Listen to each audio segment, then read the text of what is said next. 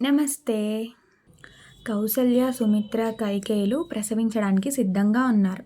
చైత్రమాసంలో పునర్వసు నక్షత్రంలో కౌసల్యాదేవికి శ్రీరాముడు జన్మిస్తాడు.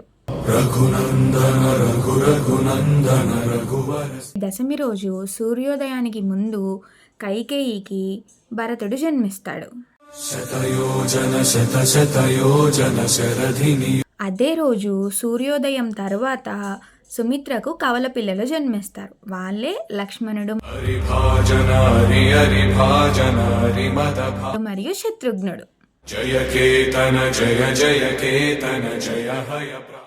ఈ వార్త తెలుసుకున్న సూతులు దశరథ మహారాజు దగ్గరికి వెళ్ళి, రాజా, మీకు 4 కుమారులు జన్మించారని చెప్తారు. ఆ మాట విన్న దశరథుడు చాలా ఆనందిస్తాడు. కోసల రాజ్యంలో ప్రజలందరూ కూడా చాలా ఆనందించి అదొక పండగలా జరుపుకుంటారు. రంగస్థలం మీద నాట్య ప్రదర్శనలు ఇస్తారు. ఊరు మొత్తం ఒక పండగ వాతావరణం నెలకొంటుంది. అక్కడున్న గుడిలో పెద్ద పెద్ద పూజలు జరిపిస్తారు. అదే సమయంలో బ్రహ్మలోకంలో బ్రహ్మదేవుడు ఒక సభ ఏర్పాటు చేసి దేవతలందరినీ పిలుస్తాడు. పిలిచి వాళ్ళకి ఇలా చెప్తాడు, ఓ దేవతలారా, శ్రీ మహావిష్ణువు భూమి మీద మానవుడిగా అవతరించాడు.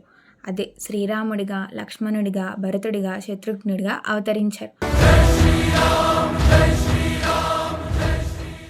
కాబట్టి వాళ్ళు 4 కలిసి రావణ వధ చెయ్యాలనుకుంటున్నారు. వారికి మీ సాయం అవసరం. కాబట్టి మీరు మీ అంశాలతో భూమి మీద జన్మించండి అని చెప్పి వాళ్ళకి చెప్తాడు. ఆ దేవతా అంశాలే రావణ వధలో రాముడికి సహాయం అయ్యాయి.